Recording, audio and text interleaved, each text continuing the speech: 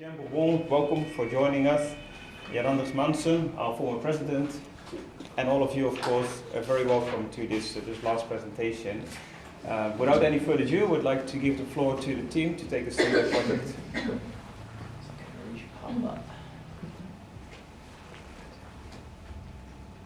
Whether or not you're an athlete, you probably understand how technology can and does impact sport.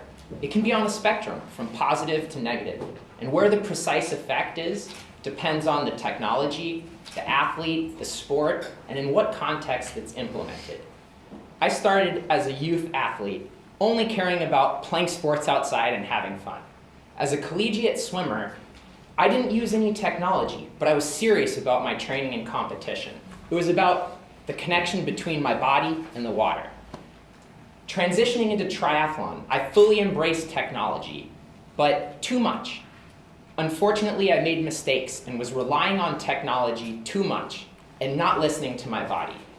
Through a series of years of injury, I learned that technology is only useful when it's applied in the proper use case, understanding the needs and goals of the athletes.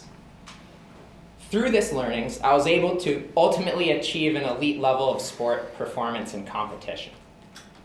So we would like to thank the IOC Sports Department, and specifically Hisham, for their continued support of our project, even when we misspelled his name in our introductory email. Our team is comprised of Marine, an equestrian rider, Kiwan, a swimmer, Kabir, a footballer, Andre, a cyclist, and myself, Thomas, a triathlete. When we embarked on this sports technology journey, we had varying levels of understanding of what these technologies were, so that we all start together today's journey on the same start line. We'll give you a brief introduction of what these technologies are. Augmented reality is a computer-generated experience, but put in the real world, as I'm sure you're familiar with this app. Virtual reality is a computer-generated experience. Now here, this skier is going through the motion of the sport, but also experiencing an auditory, visual, and haptic feedback through a simulated environment. And lastly, wearables. We're all probably very familiar with wearables, smart technologies that can be worn on the body. These range from sports watches to fitness trackers to patches, and maybe in the future to implantable devices. Now, when we started our journey, we set out 3 primary objectives. The first was to understand technology usage and needs of both the athletes and the international federations. Second was to explore new applications for these 3 technologies, wearables, AR, and VR. And lastly, and most importantly, to synthesize the knowledge that we gathered to provide opportunities and recommendations for how these technologies can be used in sports to reach their full potential. So in order to achieve these objectives, we used 3 primary data collection methods. We did a comprehensive literature search and market analysis. Second, we interviewed the international federations. And third, we surveyed athletes through a questionnaire. Now Andre will take us through in more depth our background research. Let me tell you about our literature search. In order to get the general understanding and basic knowledge about the topic and the technologies in that area, we started our market search as a part of background research. We choose our 6 familiar sports, which are swimming, cycling, triathlon, equestrian, also athletics, and football, and football. And based on these sports, we could define some search terms that we could start our academic review. We use a data analysis such as Google Scholar and web engine of search, and we were able to find 88 articles that with our exclusion criteria were this size were down to 26 in the final. And I'll show you the results of that search. Augmented reality, we found that there is a high trend of using augmented reality in health, training, performance, and sports entertainment fields. And we also found out that augmented reality can be demonstrated in two groups, like can be divided in two groups. Augmented reality fixed one and moving one. Virtual reality is a huge market, has a huge potential. Let's just show some numbers.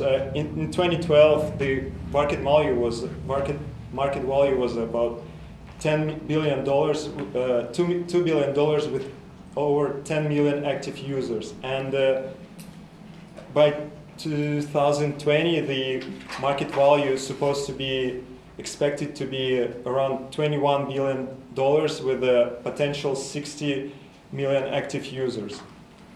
And during our wearables, and speaking of wearables, almost all athletes, nearly all athletes, they're familiar with wearable technologies, and probably almost everyone here in this class has such form of wearables, such as smartphones, watches, or activity trackers. And we found that during the last 5 years, there are so many big number of companies, startups that working in this area, and we see that the market segment of endurance athletes is especially appealing due tendency to collect data trainings. And we found that the reason one for buying wearables right now is usefulness, and number two is health benefits. And in addition, during our search, we were led to discover two new technologies, two new definitions, such as computer vision, and mixed reality. So computer vision is basically it's the field that deals with how computer can gain knowledge, high-level knowledge of digital objects or images. You can see on your left there is a good example of how the ball is showing, it's rolling, it's not presenting, it's flying. So the second technology that we find out is mixed reality. So mixed reality is basically it's a combination of augmented reality and virtual reality world that creates new environment, produce new environment where virtual objects and physical objects can coexist and entertain to each other. And now I pass floor to Kabir, who will explain the second phase of our methodology. Thank you, Ahmed.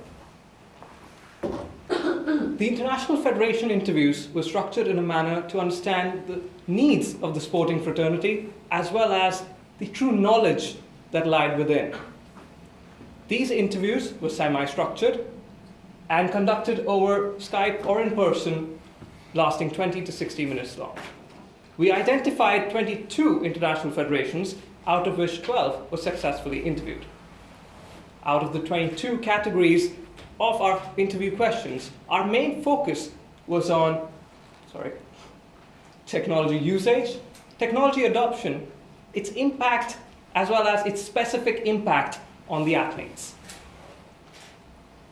During our interview process, we agreed with the international federations that virtual reality is going to be the biggest success story when it comes to broadcasting and sporting view experience. Athletes have given positive feedback to the International Federation regarding training through VR technology, which led to better performances in competition. However, on a negative note, no international federation had a defined process of technology adoption. During this time with our interviews, we also spoke about how augmented reality will result in a complete enhancement of sporting broadcasts, both for viewers at home and in the stadium.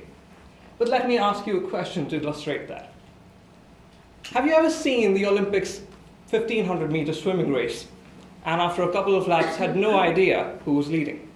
Better yet, imagine a 7-year-old kid or a 77-year-old elder watching this race. Do you think they'll be able to tell who's leading? I cannot. The answer to this issue lies in augmented reality. Through a basic overlay system, augmented reality will be able to show the athlete's position, laps, and even heart rate.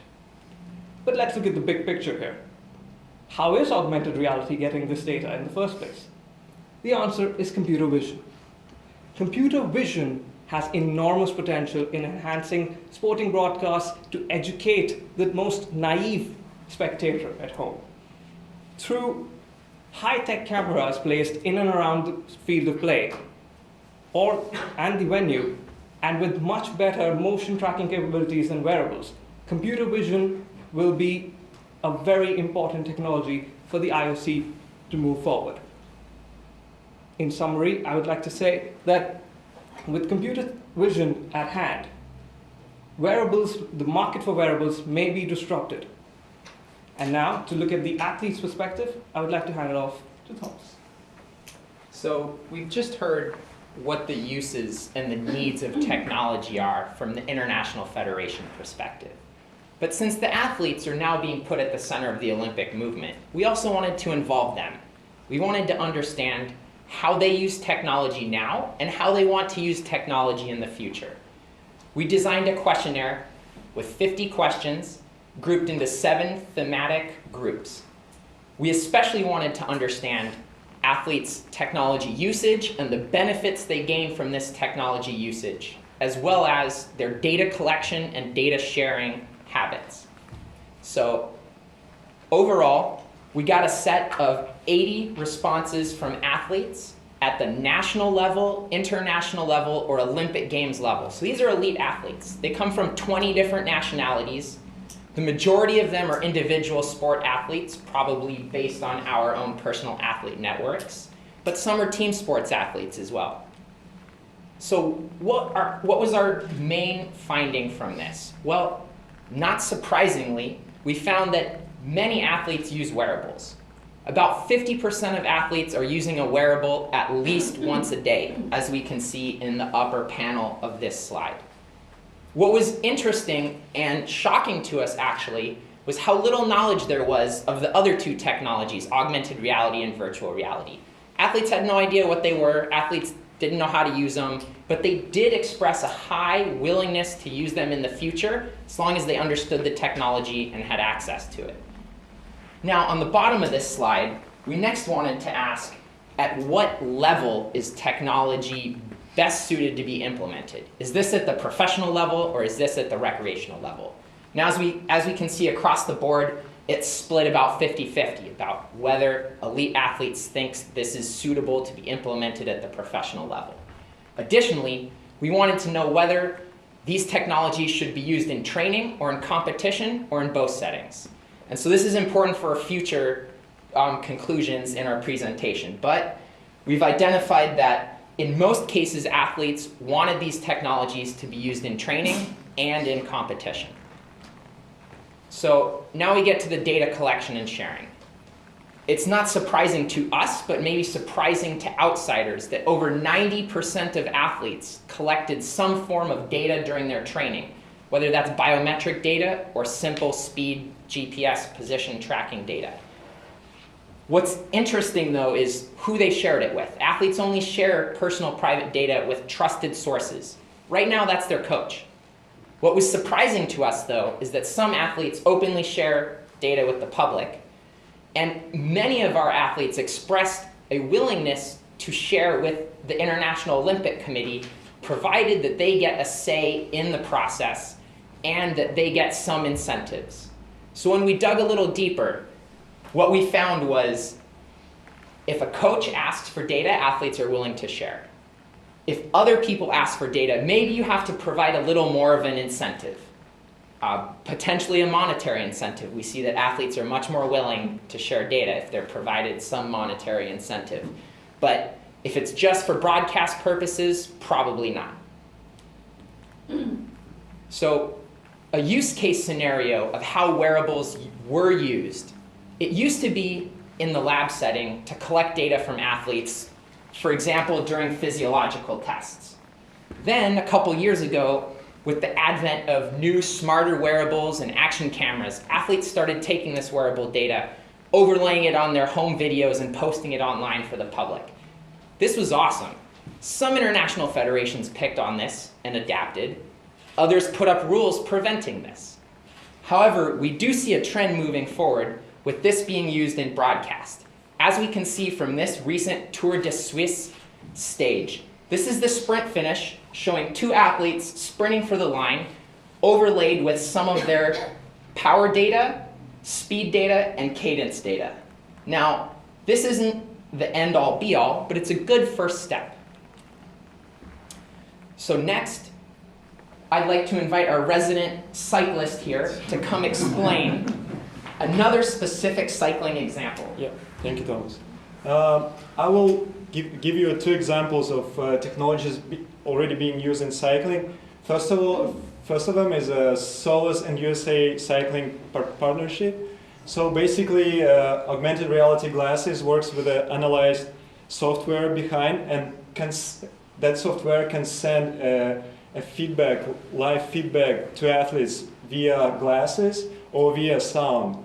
So basically, an athlete, at his glasses, he can see a square with his power, cadence, speed, and some feedbacks that software decided to put on. Another example is the Eurosport VR application that I will show you right now. It's an application for fans. So this actual footage is from Vuelta 2017, stage number 10. You can see that fan could see a full 360 degrees video of athletes around. Even we can say hi to our athlete. It's incredible. This application is something. And in addition, this application was already being used in Pyeongchang, and over 55 hours of broadcasting were being on Pyeongchang. And Kabir will explain a little bit more about Pyeongchang and technologies there. Thank you. Our team project proceeded at the same time as that of the Winter Olympics in Pyeongchang. For Kiwon, who went to Pyeongchang, and the rest of us, it was a special chance to truly experience next-generation technology firsthand. Prior to the Olympics, we were informed that virtual reality will be based on 5G technology to give the fans a unique viewing experience. There were 3 virtual reality simulators set up, namely bobsleigh, ski jump, and snowboard. These allowed the fans to really experience an athlete point of view during competition, as well as experience the real-time speed and angle of the various sports. Furthermore, there was an entire 3D virtual world set up for the fans where they could track their favorite athletes through GPS trackers during the cross-country the VR cross-country competition. We have now shown you the 3 main technologies that covered in our project, as well as mixed reality and computer vision. To truly understand the technological opportunities, as well as the final recommendations for the IOC, I would now like to hand off to Thomas. So taking highlights from our data and these use case examples, we came up with a couple key opportunities moving forward with sports technology. The first one being enhanced broadcasts for engaging fans. We know this is essential, and we've seen how Samsung and Eurosport have pioneered this. Next, combining computer vision with wearables to provide an enhanced data source. We've seen this examples again through cycling, and there's other sports examples as well. And lastly, the use of AR, VR, and MR for youth athlete training and education. Now, how can these be actually achieved together in the future? So we would like to, we believe that sports technology should be used for positive effects. One of these, as we just mentioned, was athlete training and education. This has been implemented at the Youth Olympic Games, and we believe that's the perfect platform to test out some of the emerging future technologies. As one athlete said at the Lillehammer Jog, it was the world's coolest venue for education. Now, if we just take a moment to picture how we can integrate different technologies into a real-world sporting competition. Let's start with the wearables and computer vision coming together, providing data that can be gathered, processed, filtered, on-site, rapidly and securely. This data source can then be used in the Olympic data feed. It can be presented to the users of this data feed as a menu. So they can customize exactly what data they want, and they can decide which level of processing they would prefer to suit their individual needs. Now, this data is also available to the Olympic channel for use in broadcasting. It could also be used for any AR, VR, or mixed reality apps.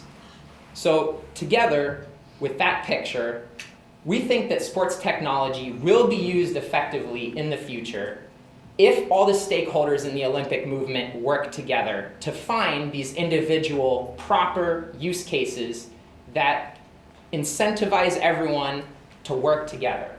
Now, as athletes, all of us, we've used technologies in many ways for various reasons.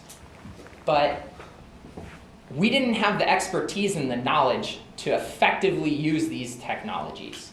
In the future, we hope this will be a reality, so the next group of athletes that comes up here and presents about sports technology will be able to say, I grew up in the technology era, and it helped me achieve my goals as an athlete. Thank you for coming. We would appreciate any questions or comments you have.